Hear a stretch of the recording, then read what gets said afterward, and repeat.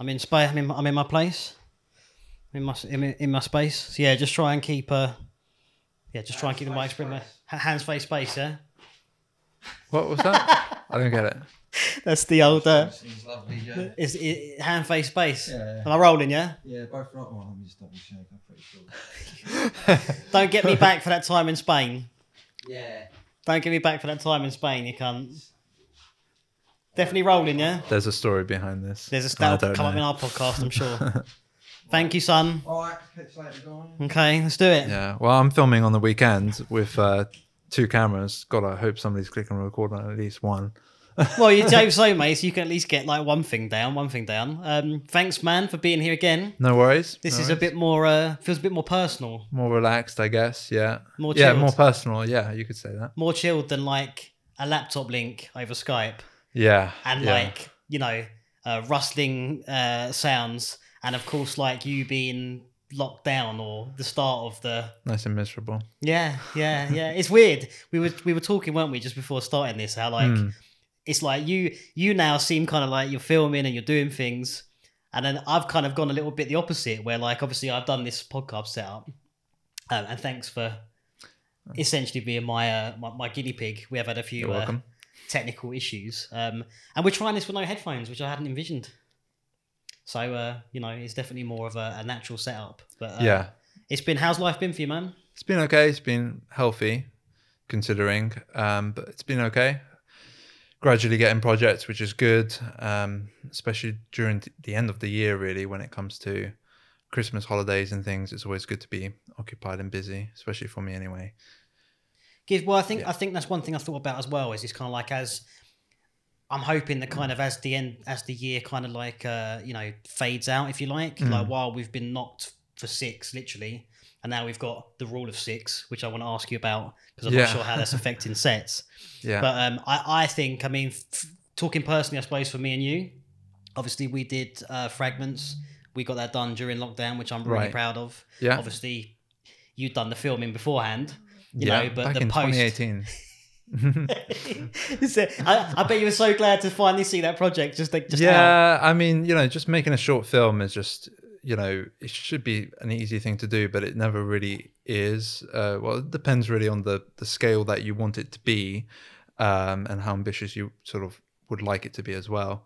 But yeah, obviously, had some troubles and things, but it ended up pretty good. So yeah, I'm happy. I'm happy as Are well, you happy man. with it? I'm absolutely happy with it, and I think it's something that it's like we said when we were doing it. Like if you kind of like you catch up with some people, and it's like, what were you doing during lockdown?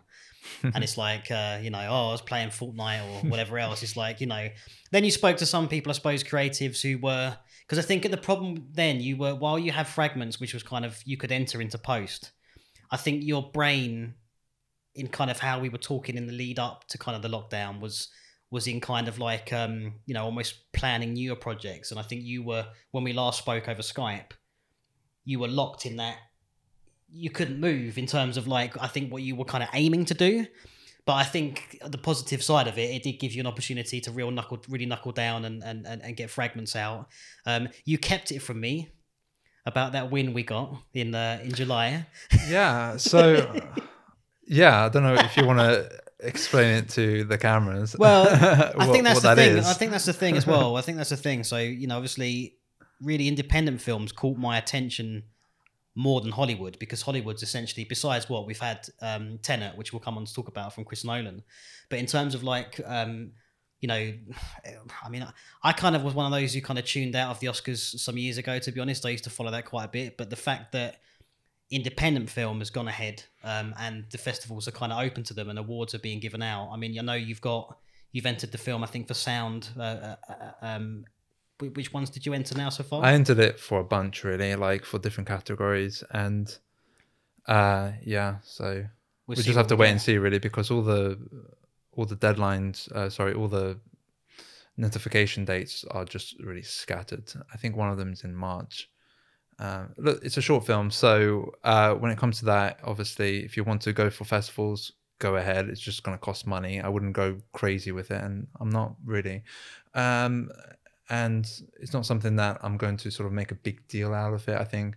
And also, when you make a film and you send it to festivals, you're obviously going to get some wins, right? So Sure. to me, it felt just like a natural thing. So I knew I had to say sorry to you because you seemed more excited than I did. I just thought, oh well, it's just another thing. I think there was. But I get what you mean when it comes to, you know, the Oscars. And although we're not following the Oscars, well, we're in the UK, like it's not an easy thing just to, you know, watch because what time is it here? It's in late. the- It's late. It's It's late. super late. So, you know, having our own things to really look forward to, like a festival, is sometimes a bit better. So yeah, I think we won. I don't even know what the festival was called. It was Changing Face or something. Change Your Face, and we Something, got yeah. best sci-fi short, Right. which I think is cool You know, because you know more than me. well, the thing I like with it as well is that at least they. I mean, I don't know whether you entered it under the sci-fi, but they clearly got. I think they got. I think so. I think they got as well what you meant from it, what you meant the film to be, and it's kind of one thing. One thing I've been watching. I mean, I know this is like making parallels to different things, but I think for me, like during the lockdown and given what is currently happening to us now, and you know, and my viewers will soon be learning more about this, especially once I get older. I see Nis Rothgar on there. I'm very dissident about this whole lockdown situation. Right. But so kind of, I've been watching a lot of Black Mirror and kind of obviously fragments in a way, like it's sort of, you imagine if you were just stuck with your thoughts, you know, and that's kind of like you couldn't go out your house, say. I was thinking about this the other day. It's like, you imagine you couldn't go out your house again and everything was closed and then you had like no internet or anything. And all you had was your thoughts, so you just kept replaying your thoughts. It's I like, know what you mean. being trapped in that hell. I mean, the film is very abstract. It's very paper thin in terms of its story. And just by saying those two things, plus it's just a little bit slow, it's not everyone's cup of tea. So I'm not surprised some festivals will probably just say no to it. It's just, who cares? Like, it's just a 15-minute film. However, I think this is where you want me to sort of get into. It's sort of, it still has an identity. Definitely. And I think the editor said that as well. And it's got really good music, thanks to you. And yeah, it's abstract, not in such a surrealist way, but grounded in such a internal way, I think. And I think if anything, if it wins anything really, I think it's in favor because of that. I agree, and I think you touched on it as well with it being internal. I think it is definitely it's not a film. It's not what I call it, you know, like an old school romp, if you like. I think it's the you know, it's not Taken, or it's not. it's kind of it is introspective, and I think you can take a lot from it, which is actually the films we were talking before we hit record about this. You know, with the current cinema kind of slate, if you like, or lineup. I mean, I really did enjoy Tenet. I would say that's one good thing as well. Or Tenet or Tenet. I don't know. You would reading it, you would say Tenet, right? But because in the movie they say Tenet. They say Tenet, right? Yeah, they say it a couple of times too. And then I think, is it just that one actor who got his line wrong? Or 3 or 4 actors, like, yeah. You know, and even the trailer, you know, they had that buzz sort of Tenet at the end of the trailer as it ended. It's like the film's called Tenet. The title, how it just sort of converges to like the T at the start being upside down. Absolutely. And then, stuff like that. Absolutely. But I think it was I loved in a way the fact that in classic Nolan style, you know, it was damn loud in the cinemas. I think it caused a lot of the reviews I read online were kind of like, it's so loud, it's this, that, and the other. I saw it in Leicester Square on that Friday. I don't know if it was its opening Friday. Knowing you, man, you went opening. Yeah, I think it was, and it was so loud. And spoiler alert, like the ending is just there is this song in the end, like during the credits, which is not really a spoiler. Like surprise, surprise, you know, there's a song in the trailer, and it was just rumbling the seats, and it just felt like, what is this experience? It really felt almost like. Actually, there were many points in that movie that felt very different from previous Nolan films, although it had very similar motifs and things. I think it had echoes, and I think I was quite. Yeah. Look, there was one point. You know me, I'm going to start talking about the music. You know, there was one point in there where I know the one you're talking about, but you can explain it again. I think we've kind of gone through this, haven't we, the other week? But like, which is good, because I think it was a good point. Yeah, well, they kind of. It's okay. It's the first. We're used to hearing Hans Zimmer with Nolan. Yeah. And while I think Ludwig, he wasn't going to get away with it, he was going to have to follow some sort of Zimmer blueprints. But he didn't as well. He did very much his own thing. And while I think it was heavily rhythmic, which of course Zimmer done for all his films. I know with Inception, there's lots of kind of mathematics in the score that operated like half speed. I think I read recently Interstellar, when they're on that planet where like every second they're there is like a year on Earth or something. Oh, and apparently you can hear like the tick noise. Yeah. And apparently every time you hear the tick, I can't remember exactly what that represents, but it's almost like it a year on represents Earth. like something like that. Yeah. And I watched that film again recently with that knowledge. And I was like, fuck, these guys are like, their lives are like disappearing on Earth, you know. But Ludwig, I think he did a great, there's one scene, and again, it's not really a spoiler, but there's one scene where they're kind of like, a lot of the main characters are kind of getting themselves together in almost like a town kind of like center, and the camera's kind of panning round all of them as they speak. It's going like 360, and then, you know, if you take that out of context, it just feels like this really weird Fassbender, like... It's odd, right? Yeah, this whole...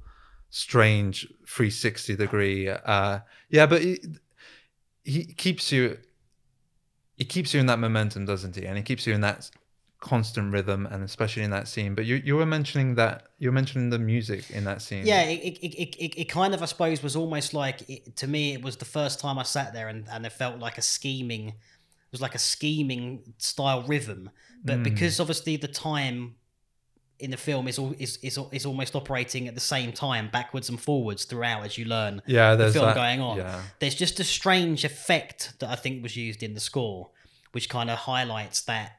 What effect? What kind? I don't know how to. It's almost like say if you drop a marble, and the sound of the marble, perhaps, so the marbles hit the floor and then it's raised again, if that makes sense, before it hits again. It's almost how can I can't describe this in how I kind of heard it. It's like a reversed marble type sound. I think he was playing with that throughout the film. Did you hear what I mean? Like a... I don't remember that scene, to be honest with you. I don't even know what they said. They were probably just talking about like, let's crash a plane somewhere, or we need to, you know, hide, get this, get that. A lot of it is exposition, yeah, sure. But there was times in the sound design and the music where things were going literally backwards in time. And I think somebody was saying, what if you replay this film backwards? Can you maybe, I don't know if this film is really made to be something like Memento, because Memento was very sort of structured in this form that, yeah, you can just break things apart and then maybe realign them together. This movie, I don't know, I didn't really care too much about this movie to really watch it again, or even, I don't know, what made you so engaged with this movie? Because to me, I couldn't get into it at all. I think there's two things. I think firstly, there's been a lot of utter garbage that's been released over the last sort of 18 months. I do think that not many films really grabbed my attention. Like I found myself kind of trying to go in to watch movies, but I wasn't really too engaged, or I felt that you know, I don't really go for the whole Marvel kind of formulaic stuff, I suppose. I liked The Boys, the TV series The Boys, because I thought it took the piss, and that's kind of focused around the superhero, the sort of thing. Yeah. But I don't really go for like, I loved Nolan's Batmans. While we're talking about Nolan, I did love those films, although it has to be said, I did go and see The Dark Knight that was recently put on again at the cinema. And I found it to be quite slow, which was strange for me. It's a long film. You know, like, I still love the score and I still love the energy, and obviously Heath Ledger's performance was spot on. You know, but yeah, I think I kind of, you know, really when those films are coming out, kind of it was about 10 years ago, wasn't it? Maybe even more. 2008 was the first. That was Batman. Dark Knight. I think 2006 Batman was Begins the first or something. Maybe I've just grown up a little bit, perhaps, or I've moved away. Maybe grown up's the wrong word, but I think, to come back to your question, you know, why was I so excited about Tenet? I just think that I knew it was going to be, and I'd rewatched Interstellar, as I said, and was kind of looking at the technical side of it. I was reading about Dunkirk as well, where Nolan had almost given Zimmer. You saw Dunkirk, didn't you? Yes. You know, like page instructions with regards to kind of regards to tempo. That he wanted to in the scene. So I suppose to me it's the first film that piqued my interest, perhaps from it's a Chris Nolan film. I think given that the lockdown had happened and there was just nothing coming out. I mean, I watched any meaningful TV show, you know, and I was going back. I mean, I've been watching Karate Kid and and like you saw on Letterboxd, I was watching a lot of the why is my brain at work? John Carpenter with The Fog and things like that. So I was kind of going back and watching kind of older films, and I just think that really, when I think of the cinema, I mean, I loved Le Mans, which is I thought that was a great film. Le Mans or Ford vs Ferrari, those Whichever, two names. wherever you might come from. Yeah, that was a great film, and I suppose in some ways I got what I expected from that film. But there wasn't much really that kind of massively piqued my interest. So Tenet. You know what piqued my interest? What's that? The Lighthouse. And it's going to be sort of re-released again a couple of places, a couple of cinemas, like R1. Do you know, I didn't even... You didn't know it was out. It's Robert Pattinson and William Dafoe. Okay. And they just get stuck into this lighthouse. I saw it once in the cinema. I think we only played it once. When did that come out? Last year. With Dafoe? Wait, was it last? Yeah, it was definitely last year. It must have been. We had it this year here in the UK, and it was pretty thrilling. Now that we're sort of re-releasing it, or just playing it again, really, I definitely want to watch it again, and I sort of got re-excited for it because it's not a big film, you know. It's just two characters that slowly go crazy together in this lighthouse, and it really is just a performance film, right? You're watching it because of them. It's the same director who did The Witch. Okay. Have you seen The Witch? Okay, I've seen The Witch. Yeah. Okay. So do you like that? Is this going to be that the climax sort of that thing? But I kind of preferred Lighthouse. So now I'm going to have to see. How did it must have just come and gone. It was off my radar completely.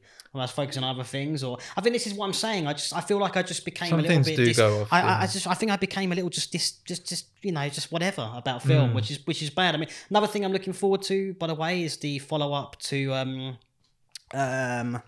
obviously June. Yes, I'm very much looking forward to that come December. I saw the 84 one, which we can, if you want to. We'll talk about the 84 because I've seen a part of it as well. I like it. The Lynch one, yeah. I mean, the follow up to Murder on the Orient Express. Oh, there's a follow up. Oh, Death on the Nile. Yes. I'm kind of looking forward to that because I did enjoy. I did enjoy Murder on the Orient Express. I did not see the trailer for Death on the Nile. Does it look good? It looks good. Yeah, it looks good. It piqued my interest. Okay. You know, that's good for you. But yeah, so yeah. I mean, I think Tenet. Obviously, I'm going to be honest. I'm Wonder Woman, Black Widow. I'll probably watch them on DVD when I'm hungover one day, but they're not really for me. You know, obviously Dune. Did you read the books of Dune? No. Now I do want to, but it's a big book, isn't it? I haven't. I won't finish it by the time it comes out. So that's that's interesting because I haven't read the book. Yeah, but I know people who have because it is a real cult classic. Yeah, it is. And when I was watching the Lynch movie, there's a lot of it that I kind of didn't understand, and I was thinking, what is happening in this film, especially the first half. Yeah, precisely the first, and I get the impression from kind of my mate I was watching it with. Because there's so much world to kind of devise. There's royalty. There's different species of aliens or whatever that control different things. Lots of creatures. Lynch kind of very basically I almost get the impression that kind of the first 20 minutes is almost like one book or something like that. It's kind of I don't think he had. I think you had to be I've read the Dune book to get specific parts maybe out of the film. Yeah. Now that's not to say what I was. It made me laugh because it's classic Lynch. Yeah. But it's classic Lynch, and the sort of practical effects he was using is what you'd expect of Lynch around that era as well. I agree. But I think I might try and read the audiobook of Dune before the film comes out. Yeah, that's a good shout actually. I mean, I loved Arrival, and. What the director's name? I always Denis Villeneuve. Yeah, everyone says I think his surname differently. Everyone who I've spoken to says his name differently. I loved what I loved about Arrival. There's another film I rewatched. I've not rewatched that film. I think I've only seen that film once. I had a problem because I was having a few glasses of wine, and I kind of I forgot about the whole kind of emotional arc in that film. Oh, with the child, with the child, and it's not a. I was feeling a little bit delicate. I was, mate, during watching that film. But another thing as well, obviously bringing the score back. The fact that Zimmer almost turned down Tenet to do Dune. Yeah, so he really cares about that film, doesn't he? It's okay, what's this going to be? What's this about?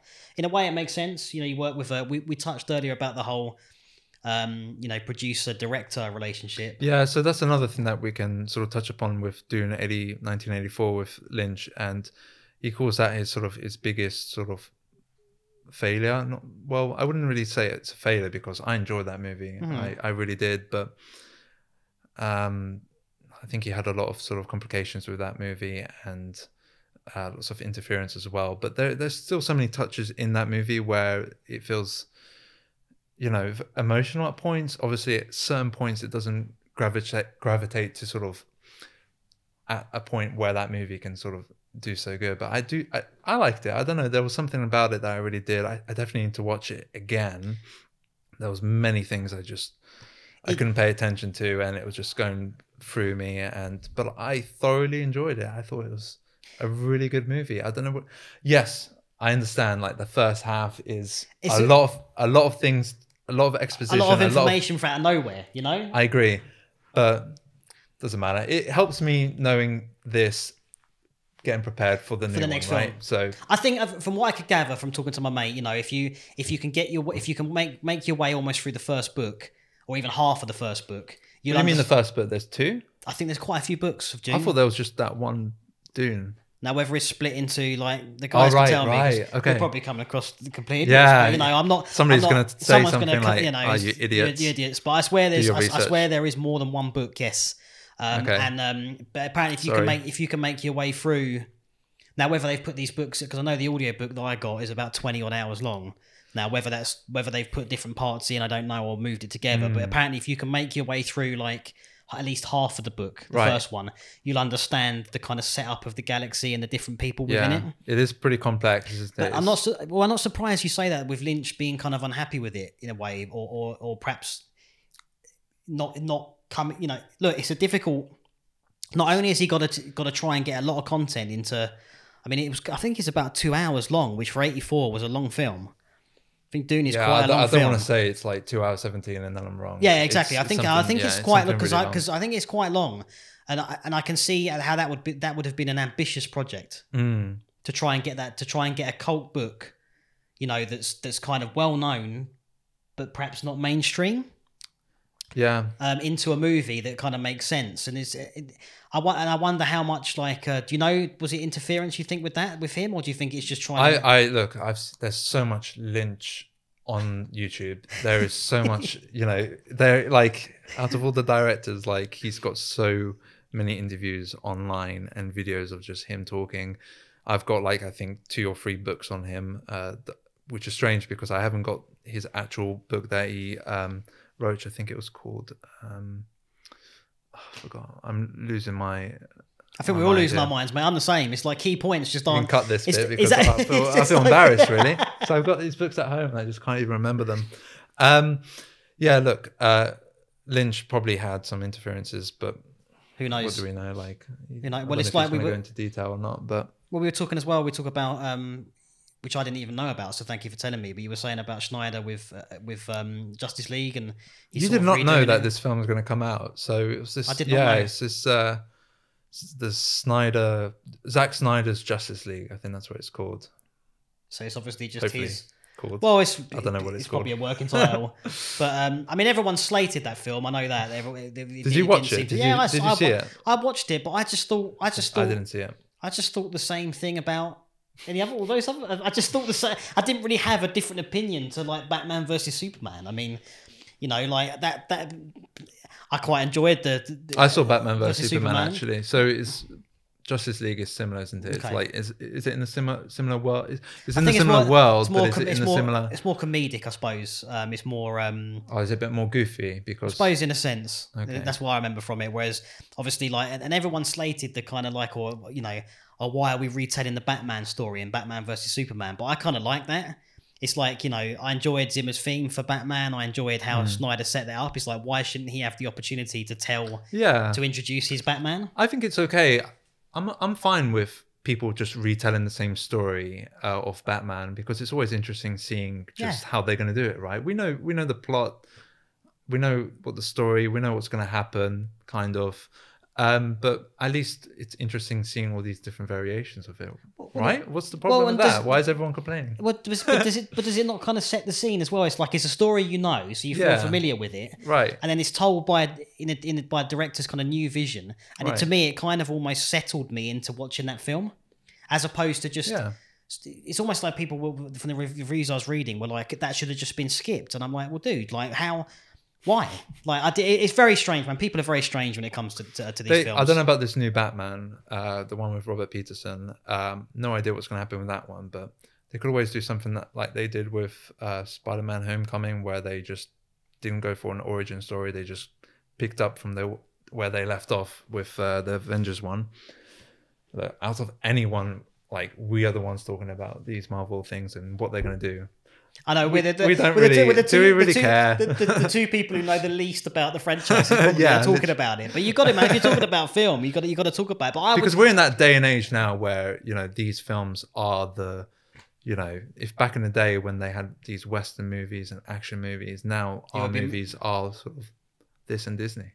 Yeah, but I mean, and again, it brings me back to a point we were talking about, before we started this, in terms of like the shape of films today, I suppose. Because for me, action comedies, it's action comedies definitely, but it's like when we look at obviously Disney Plus, we look at kind of all these kind of VOD services. Obviously, everyone's trying to be Netflix. I know Netflix have just had a huge amount of backlash over that film they tried to release, that Cuties film, and rightly so. In my opinion. God, yeah. But I know if you get me talking about that, I'm not going near the film myself personally. But what I found interesting was because it's almost like even among my family and my kind of peers, there was that whole kind of like cancel Netflix going around because of that. Yeah, well, that's a big thing, isn't it? If somebody says cancel your actual streaming service, literally where you have your films in your libraries, just because of this one film, that says a lot, doesn't it? And the director, I think she called back. This is actually, a film empowering women, blah blah blah, and there's a lot of people slating this movie even though they haven't seen it. But come on, like, we're aligned differently on this one.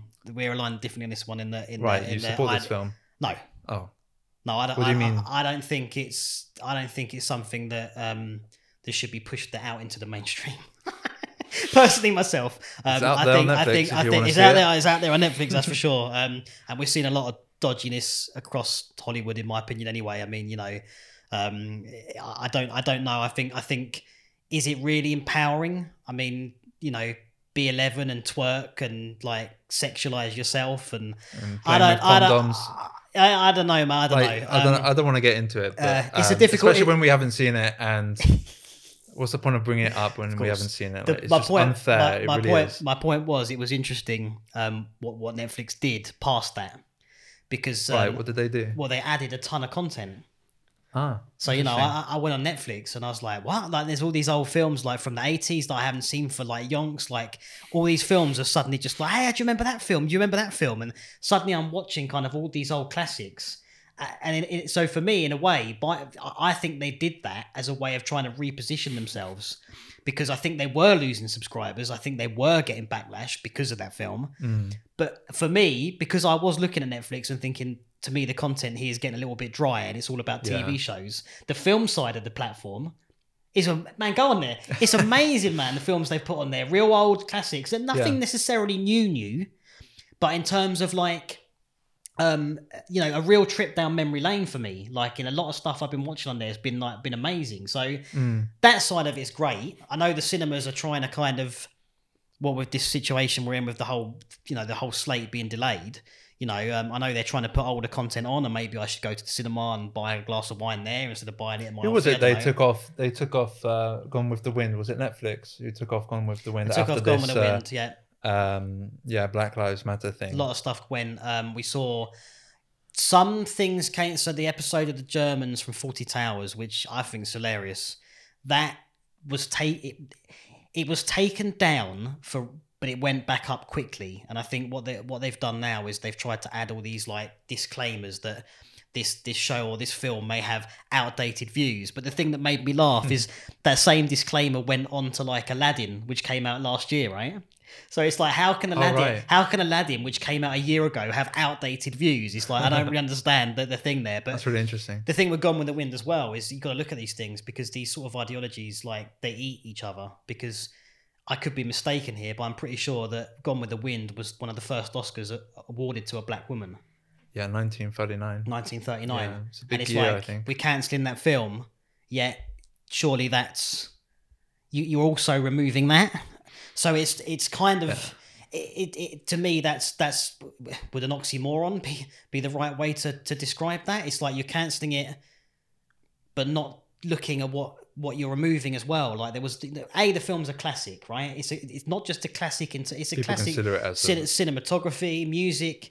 You know, it'd be like taking Dr. Scarlett Zhivago O'Hara, down. Yeah, like, exactly, you know. exactly. It'd be like taking Dr. Zhivago down. She or, was great in that film, wasn't Absolutely, she? man, Maybe absolutely, not the man. character, but absolutely. So yeah, Gone with the Wind. I mean, those old films, I think, are you can't get rid of them, man. They're what started cinema. They're what pushed people out, really, to kind of grow this art and grow this kind of thing. And I think that's the problem. I can't remember who was saying this. Someone on YouTube I was watching was kind of saying as well that you know, remember when films were just films and it wasn't all about politics. It's like every single film now seems to in some way be politicized. yeah, I think it's always been the case. I think, you know, all the films, a lot of films, I know what you're saying, but a lot of films always seem to have been political in some ways, and obviously every art is political in some way.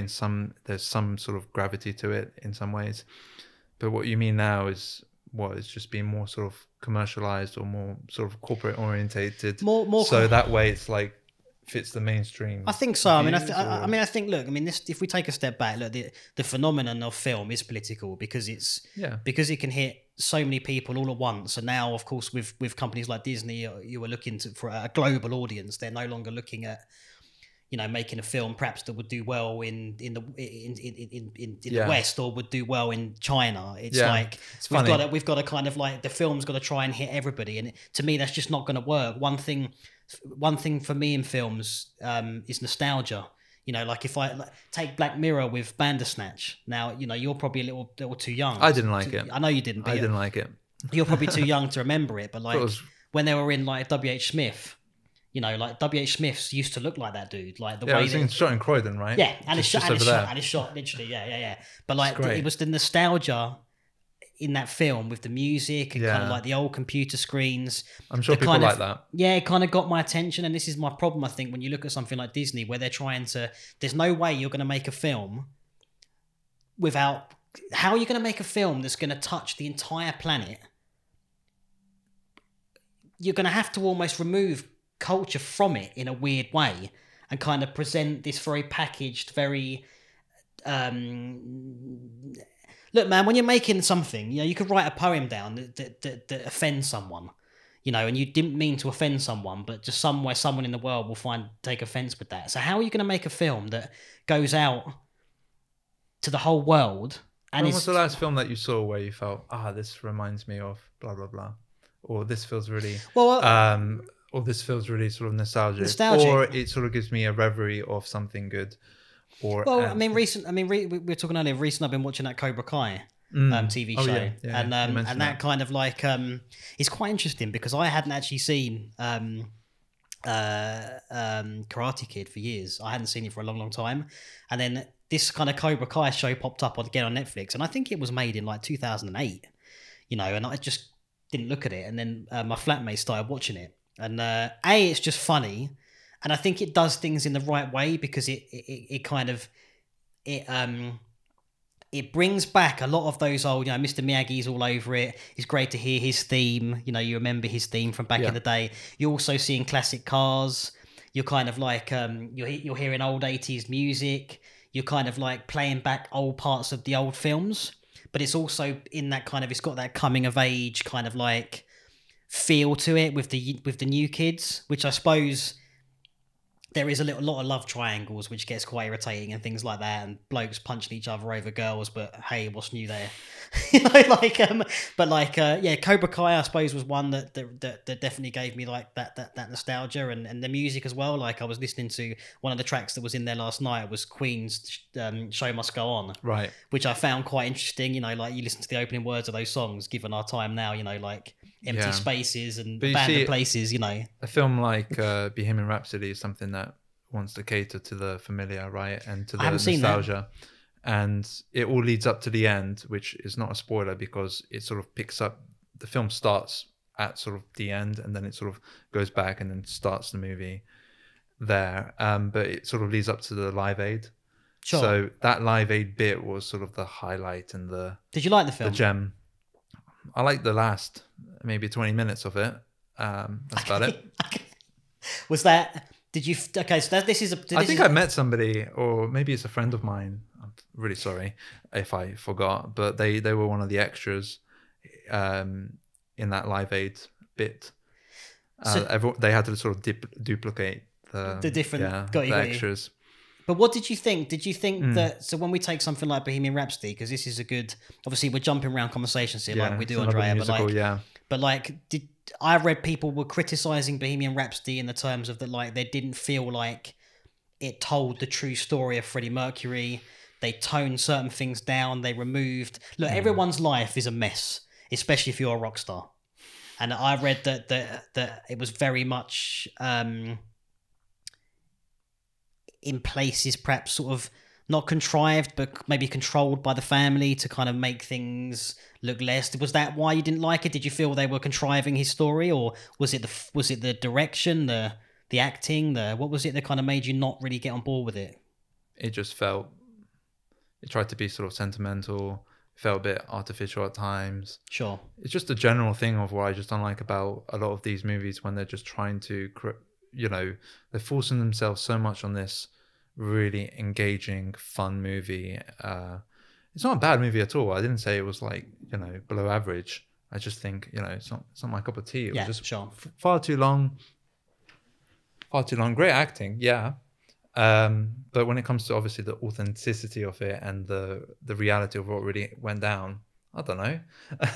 I don't know. It could have told it pretty, accurately, but I couldn't judge. You could judge. You could see. I couldn't judge. I like the last 20 minutes, but the whole film itself just couldn't engage me at all. I think there's a video online just breaking down how bad the editing is, which is ironic because I think the editor won lots of rewards for that, including an Oscar, but well. Well, we've talked about the Oscars earlier. It's not really something I gauge anymore myself. No, but going back to like what you were talking about, like, films being political and things, and I don't know how far this movie wanted to go with it, but I think a lot of people that are sort of complaining about the movie are the ones that are talking about sort of his, sexuality and his behind the scenes outside this rock star. I think that's what people are talking about. They're not talking about really how they formulated the band and what made Queen, or what made Bohemian Rhapsody. It really is that sort of personal life, and it's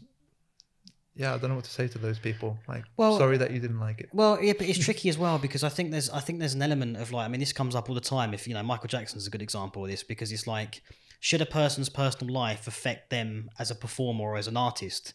And I think there's a fine line between, obviously, look, there's some subjects we can say, look, like Gary Glitter, I'm not a big fan of Gary Glitter, right? Whatever else. Michael Jackson is no longer alive to kind of defend himself, and while I'm sure he got up to some dodgy stuff without question, am I going to throw my Michael Jackson LP away? The answer to that is no. And I think that's it. Do you know what I'm trying to say? It's I like, do. I think that's what you're trying to say with Bohemian Rhapsody. It's like, do we really care about Freddie Mercury's private life? Surely him as a... Well, I'm not so sure. I'm not so sure the film even, approached this, his life and then, his band and sort of that conflict between the two, although it sort of was during the third act when they actually had a conflict. To me, that whole sort of conflict between the two, I wasn't engaged with that. Sure. Sorry. But you liked the Live Aid stuff, it sounds to me. But you brought up the whole thing with, should we judge the artist and then should we judge the art? But That's the I thing. don't And know. then, so I need to see Michael Bohemian- Jackson's pretty interesting He's because an he's someone who just never sort of really grew up in a way, like in the best way possible. He had this personality that sort of made him very attracted to sort of this crowd that he's this really nice, gentle, sweet, kind-hearted person, right? Somebody that you could think of like that would be someone like Mozart, if we actually knew who he was. If he has what we're told is this really childlike actors and who just never really grew up, but still was able to sort of produce a lot of good stuff. Timeless, right? Yeah. So, But I don't know. Maybe something can be said about their talent if you want to bring up that question. But I think it's interesting, and really, it's a sad story, really, because funny enough, it reminded me of it. Joe Rogan did a podcast with Miley Cyrus. Okay. Didn't he do a podcast with everyone? Pretty much, the guy's doing stuff, but like, I'm not a huge fan of Miley Cyrus in terms of her music, Okay. and I'd never even heard of Hannah Montana until that podcast, but whatever. But what I found interesting about it is how she's like, her voice is like so gruff now, and sort of like, I mean, I'm sure in some ways it's actually going to benefit as she gets older. She'll probably end up doing some really kind of soulful stuff because her voice has changed. But the thing that interested me is why her voice has ended up like that. And she's saying that as a youngster, I gather Hannah Montana's like a singing contest thing at Disney. Do you know it? I don't know. No comment. But she don't know. But basically, the point I'm coming to is that, like, she said that she said that Disney were kind of almost like, you're going to be doing this grueling schedule for a few years, and we're not really thinking she wasn't developed as like a lifelong singer. She was kind of doing these ridiculous, like really hardcore schedules for the show. And then, of course, she went solo, and then she's up late partying, and then she's smoking, and she didn't look after her drinking, all that stuff. And she didn't like, she was saying that there was not really much advice given to her or anyone really kind of like looking after her voice. No one nurturing her. And I suppose you do see that. You could, Michael Jackson, I mean, I'm pretty sure he was obviously stand out in Jackson 5.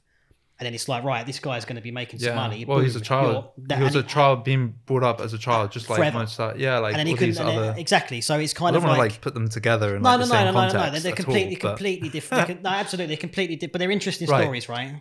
They're interesting viewpoints. Well, it's an interesting story about this Miley Cyrus lady, because obviously when you get famous at a young age, you're talking to a lot of people constantly, every day, all the time, and doing music all the time. Yeah, it's interesting if your voice starts to sort of break, because lots of artists sort of, I think, worked in favor of them, like Leonard Cohen, Tom Waits, Bob Dylan, Lemmy. Yeah. There's so many artists that can sort of work with it and just give them, help with their sort of music coming later to their life. I think it works. Don't know. We'll see. Maybe she'll start doing some very, very poetic type of. Well, we'll see. I mean, I'm pretty sure. I mean, like I say, I didn't. See, I'm one of these people. Well, that's what I love about this podcast format. When we'll come and talk about that as well. But it's like, I'll just, if I'm driving or if if I'm cooking some food or something, I'll just throw something on, and the amount of people I don't even know who they are, and you just throw it on, listen to them for a bit, and I learned some stuff about her I didn't know. I mean, I think her dad is a successful kind of country singer as well, and it was making me laugh. Some of the kind of anecdotal, I can't talk today, story she was telling me about her dad, and he doesn't use the internet and all this, whatever. You just learn these people are human, right? And they're kind of like, everyone's a human, and they're going through their experience in their life.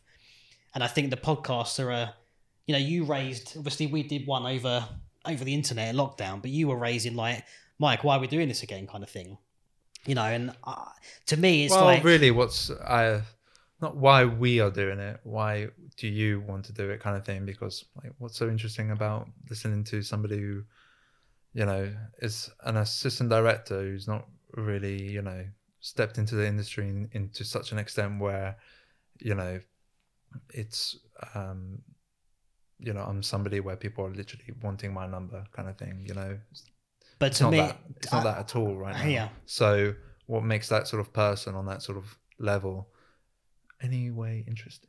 But I guess we're just talking about a lot of But you're ranking this as well. It's interesting because it's Right, almost yeah, I like don't really what wanna makes rank it. what makes Miley Cyrus interesting. I mean, she's not someone I'd listen to in terms of her music, Oh, you're going here now. you know, Okay. and she's supposed to be the top. Like, we should all give a shit about her, you Yeah. know. Like, but I found what I was interested in was her story and her person and her character. And I think it's kind of what I'm finding now with the internet, with modern tech. Anyone can start a podcast. Anyone can be a musician. Anyone can be a photographer, a painter. You know, everyone's kind of doing different things, right? And we've been told we can all do these things, and to a certain extent, we can. And I think what interests me in terms of like really why I started this podcast up was because I sat there and thought, you know, I was looking through the Slack group, and I was kind of compiling like all the talents and people I've worked with in individual kind of levels. Not all of them are professional. Some are semi-professional. Some are doing day jobs. Some are on the dole because they've fallen out. Well, this situation we're in right now, everyone's in a little bit of a tricky mixed bag. situation. But what I found interesting is like, you know, it's like that analogy I told you, like, you know, at the end of the films, you know, you see people in the cinemas all getting up as the credits are rolling. It always kind of makes me feel sad. It's like these people aren't insignificant, Yeah. and I think it's Who kind of is like that script advisor? That COVID advisor. Like, I've never seen that role before. Like, no one's going to say that, is there? Because no one really reads. Well, I mean, you know, the COVID advice, that's going to be a thing, isn't it? It's going to be a whole It is role. a thing. It's a thing now. Yeah, no, yeah, no, It's a thing it now. is a thing. Yeah. Some COVID advisors on films.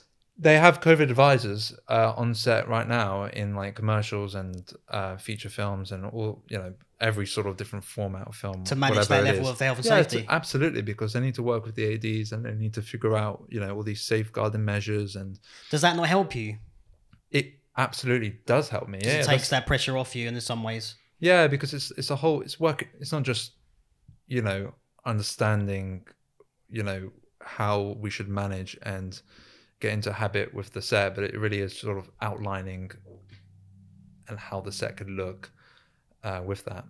How's Yeah, that work? How's that working in terms of the rule of six on it? Because this is the thing I'm confused with. It's like I only did 2 projects post lockdown, and I'm going to do another 3 actually, or the third one is not 100%, but another 2 in the next couple of weeks, and it's been okay. It's been efficient.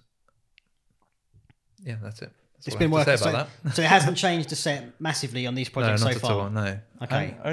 Only during catering really, but as long as you've got, you know, your catering department all sorted and well organized, it's fine really. Good to go. Absolutely. But this is the thing is this. Look, man, everyone's got a story, you know, and I'm backtracking slightly to this. You know, what you just said there, I didn't know that. There's loads of people who are doing all sorts of different things. I'm interested in highlighting, you know, I've been kind of like, I went to uni to study film music and whatever else. I didn't even know there was a first assistant director, or I didn't know what the different lines of producers really meant.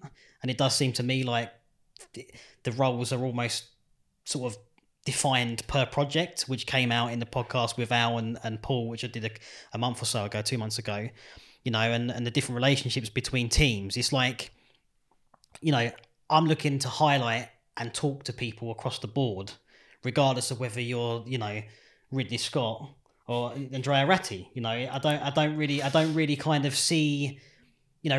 No, I like that. I like you that. know? I think it's a good thing. Yeah. I think in terms of why you're doing it, I think that's Yeah. it's a good thing. I think Yeah. you know. Yeah, and Do you? You're a Do you, stand-up man? cool guy, mate. You know, I just keep dragging you around to the flat. You know, like giving you a couple of coffees, and we'll get on and Teas start and, talking yeah. teas or whatever else. You know, and I'll buy some milk next time.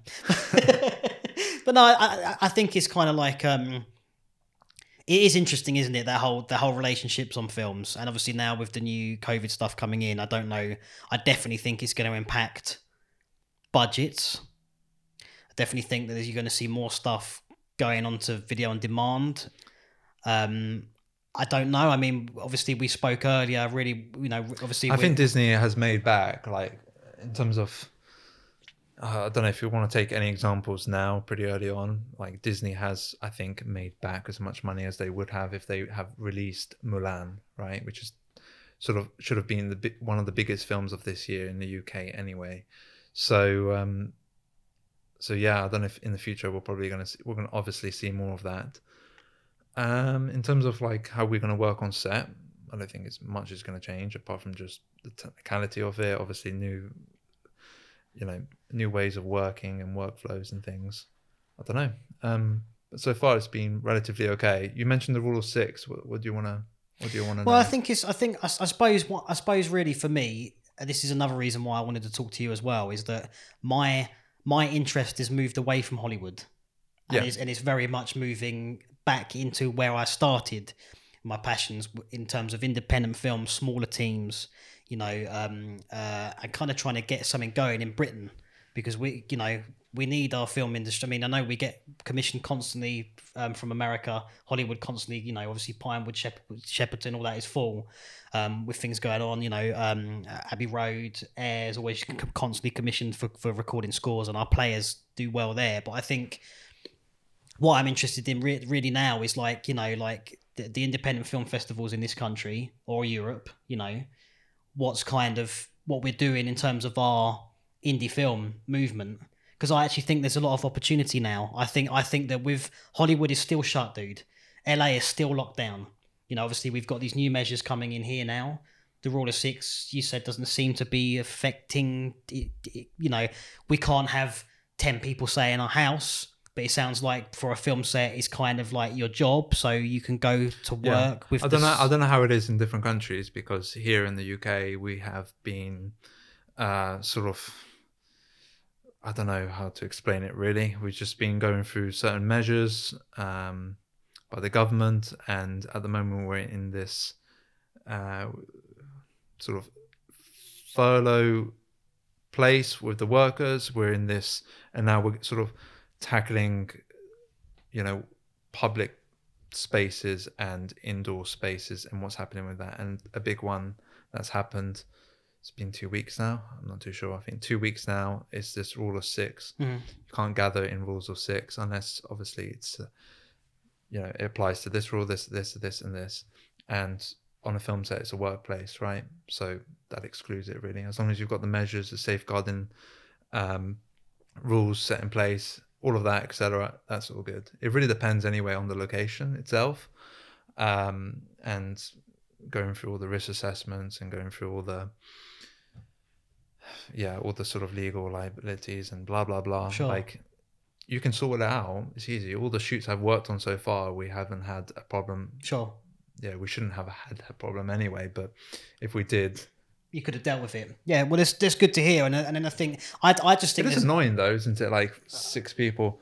So that means even if you go to a cinema, for example, you can't go 6 people. Well, I just don't understand it, dude, because it sounds to me like on a film set you could have 100 people in a room while you're working, and then you go into the canteen and you've got to sit in groups of 6, 2 meters away from each other. I'm like, well, yeah, okay, and I suppose in some ways, what stops me and you getting a bunch of our mates together going and seeing Tenet again, and then we go to 3 pubs and a restaurant.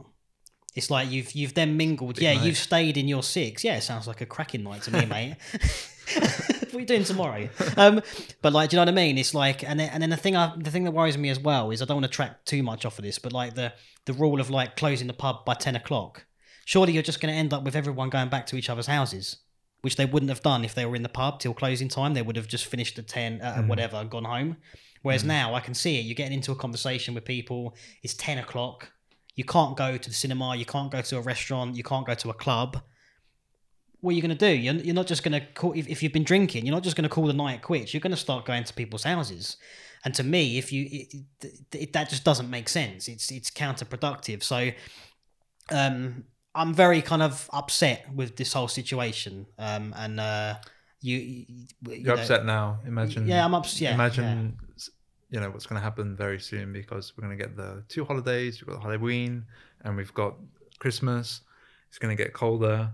We're going to get more measures put in place. So if you don't like these ones, well, that's the thing. You're not going to like a lot of the ones that are going to probably come.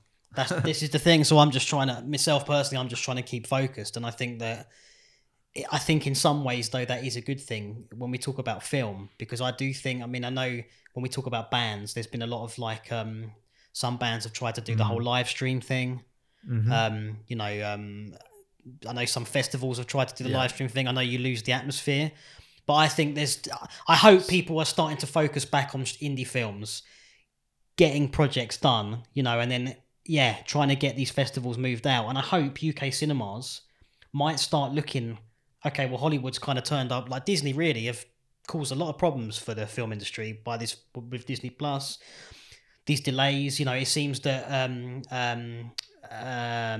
Warner Brothers helped us obviously with Tenet. And what is Dune? We said Dune and I think it's Universal. Universal, Yeah. which is Oh yeah. was, well, you know, well, Sony now, isn't it? But yeah, we'll see, man, what happens. I think what I'm saying is I think there's opportunity here for independent film, you know, and I think the cinemas should start looking to network with indie filmmakers. I guess one thing we didn't touch upon when we were talking about the streaming services like Netflix is their input and their interference, because I think Scorsese, out of his 50-something year career, said that he had zero or close to zero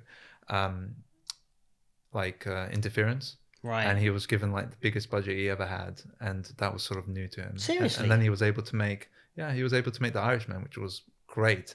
That was a really good film. Maybe it explains why it was like 3 hours and a half. I don't know, but I suppose if filmmakers are going to be drawn to like filmmakers like Scorsese are going to be drawn to someone like Netflix, then they are going to grab more attention. But then there were cheeky kids. I like Irishman. I thought there was a great film. I think about it, I saw it twice now. Can you believe it? 6 hours of your life right there, mate. You saw that film? I think I saw a review somewhere on, you mentioned Letterboxd. I think I saw it on there, and they said if you didn't see it in its entirety from beginning to end, did you really see it? Yeah, I agree. I watched it halfway through, mate. You have to. I thought it was great. I really enjoyed it, and it was lots of classic scenes. It kind of it didn't surprise me.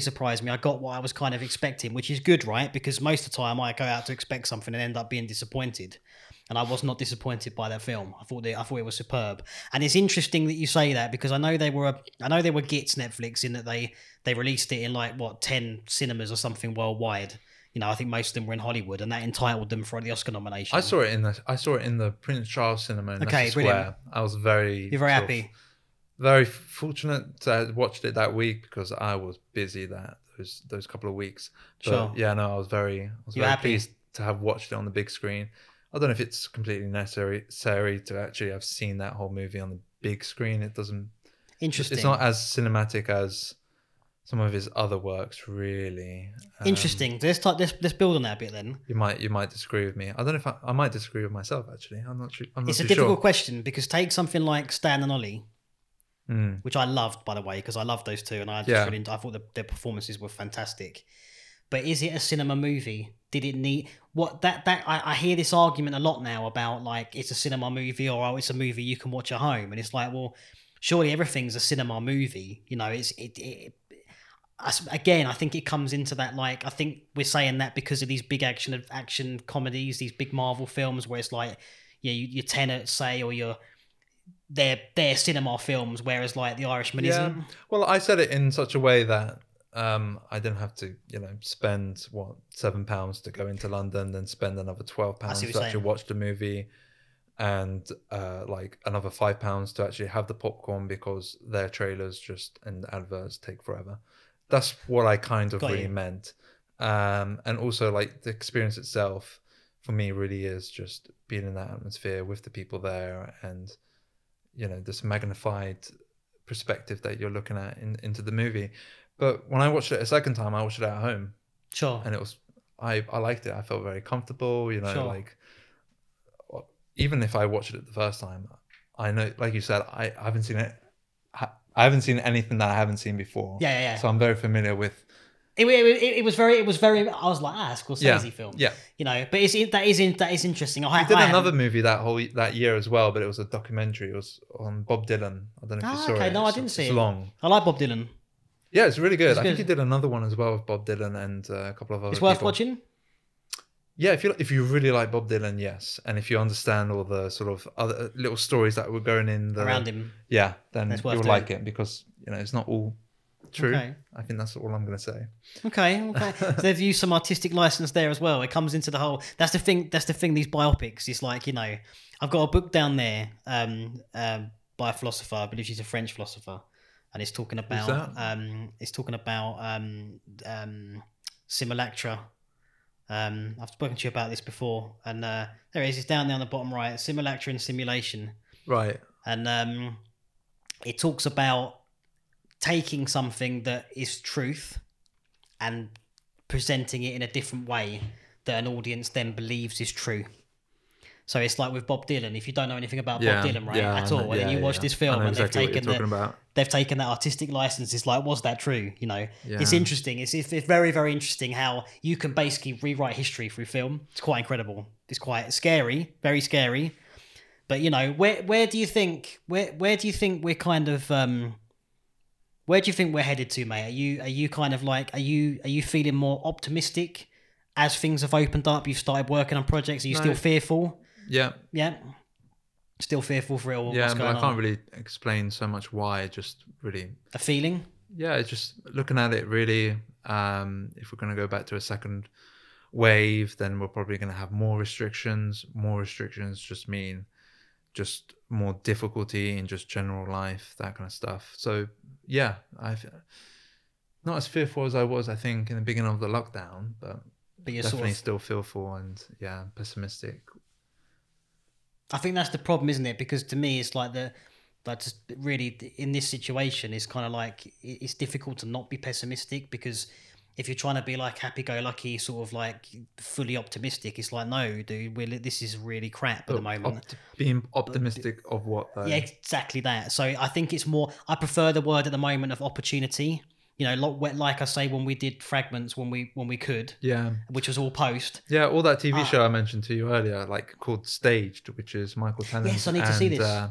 Michael Tennant and Michael Sheen, and they did this TV show, which was only like 15 minutes, and I think there's like 6 episodes. I might be wrong. You can watch it in one day. I think it's all in total it's like 1 hour 30, and it's just these two actors playing themselves, just talking via Skype or Zoom or whatever it is, and it's a light comedy and sentimental at times, and it's not maybe like Sons of Anarchy or what people Breaking Bad or whatever people expect, right? Which I don't know. It's still pretty okay, and in between it's got these like establishing shots of like central London being very isolated, Edward Hopper-ish. And all these long landscapes, drone shots, and it's covered in between, you know, these moments of the TV show. Sure. And it just feels really odd. It feels really like not sad, but it just feels like, oh yeah, we are actually living in this time. And I'm pretty sure if I had watched this film 50 years from now, I could still feel that sort of this feels really isolated and really weird, detached, and and I kind of like that, and I think at points the characters sort of go a little bit crazy themselves. Okay. I'm not going to say any more. I'm gonna watch it. I'll text you, because I think somebody mentioned in the movie in the show, Michael Sheen was talking about like Hitchcock, the birds are going to come and take over. And it really does feel like that sometimes, doesn't it? Is it?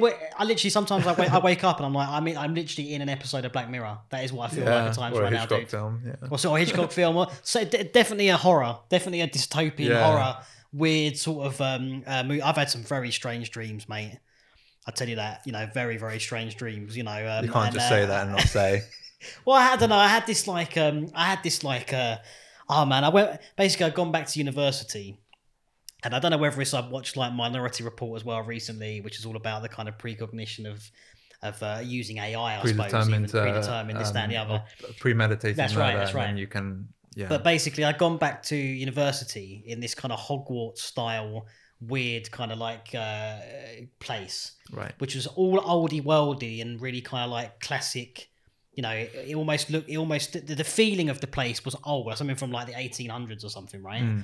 But all around the corner of the rooms were these like drone type things that would fly around every corner of the room, almost on like a rope that wasn't actually there. It was like a beam, like a laser beam, right? Yeah, it sounds like a video game. Yeah, it sounds really strange. Yeah. And then you had like dorm security, right? So the drone AI system would basically recognize you based on your movements and what you did. It was connected with all these sorts of things. And there was options to like add your bank account, to like add your ID system. And I remember being like, I'm not doing that. That sounds a bit weird, right? Sounds like Westworld now, doesn't it? Getting a bit Westworld now, getting a bit weird. And then there's something with like a really weird scene where I was in like a dining room, and like a spider was like popped down or something, holding some sort of banner that said, "There's a problem, please help." And I opened the window, and it's one of the drone things that got stuck. But I don't understand why was the spider like, what? Doesn't make sense. Anyway, to break it down, I went back home to this flat where I'm living now, but it was my family home. Really weird. Sometimes places converge in your dreams. It's so strange, right? And they mold It's together. like, what? It's Yeah. like, Like, suddenly you're here in this one space of the room, and then you turn around and it's somewhere else. yeah, stuff like that. Yeah. And anyway, my sister had put this. My sister had done it, right? Right. Don't do it, Jess. Right? She put that system like an early version, like a cheap version of the same AI that was at the uni in the house. Okay. And basically, to sum it up, I ended up kicked out of my house by this AI.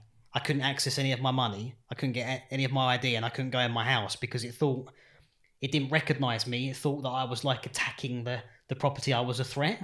And I woke up and thought, that's kind of... Now we're talking about this COVID pass where, like, if you haven't got the vaccine, you can't trade, or you can't get money if you don't this, that, and the other. I thought, am I having some sort of premonition to some sort of craziness that we're going to end up having with the tech, or have I just watched too many films?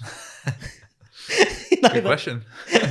Weird dream, though, right? Weird dream. Yeah, very, very. And the fact I remembered it, I was And happy. you remembered a lot of it. Yeah, that's pretty good. The time I couldn't describe it. There was more stuff in the room with the spider, but I can't remember what this. There was something with the spider, mate, but I can't remember what it was. I really hope someone watching, if any, Maybe there's a who movie wants to script watch there. it. Yeah, you could do. Yeah. Do you want to make a film? No. don't go down that route. Too Don't much go down that production route. design. Well, I mean, I think that, all I'd say, man, is just thanks for coming round and talking. Yeah. I definitely think, I don't know how this is the first format in this room. I think it's been a lot easier than the one we did online. Personally, it's felt better to me. I'm sorry. Yeah. I'm sure you'll end and go move that, change that. This is I'm not I that keep kind of hitting the person, come microphone. on. I keep like, all right, well, you text me about it later then. But it's lovely to have you back on, mate. I mean, I know we could talk on forever and ever, but you've got a film set to be on tomorrow.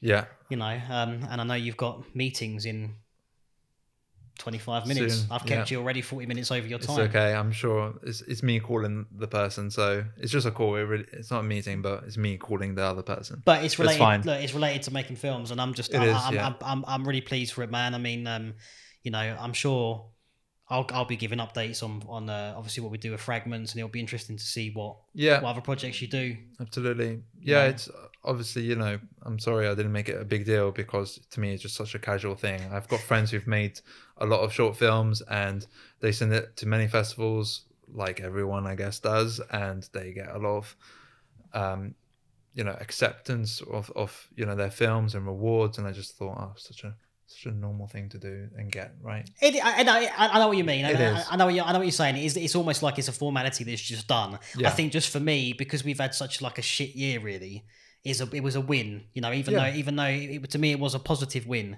And I watched not without detracting too much back into it, but I watched Shame, Steve McQueen's Shame, which I really like that film. And that's the first film I'd seen Michael Fassbender in. And that was probably 10 years ago that film came out. And you see in the trailer, because I saw the trailer popped up on the internet, which prompted me to rewatch the film. But it's got all those kind of like all those nominees and all those winners and stuff like that. But I almost feel like as well that's part of the charm of independent film. It's like you're not backed by a big studio. You haven't got a big budget. Your teams of people trying to create this art. Yeah. And it's like the fact that you're being recognised at the festivals and you're winning the awards. Yeah, it's the start to me of a good team. Yeah, I think lots of people don't recognise the good amateur, not at all, of these kind of movies, because they just consider them just too cheap and not good quality. Not Disney or whatever. Yeah, exactly. Yeah, so that's what I'm saying. I think definitely my mindset. I mean, I'd like to get out if we can to any kind of networking events. Again, Rule of Six, blah de blah. I don't think it's going to be a thing. That's another thing with the festivals, is that they really are there just to do that event at the end, isn't there? So I think that's where they get the most money from. Well, surely not, but no, it's the thing that most of them do. So it's that kind of thing where, like you said, it is nice for that network to happen if possible. Absolutely, but I think it's going to happen. No, not for a while, Not this mate. year. Not for a while. So just focus, man. I mean, I'm gonna keep. I'm gonna be doing a podcast.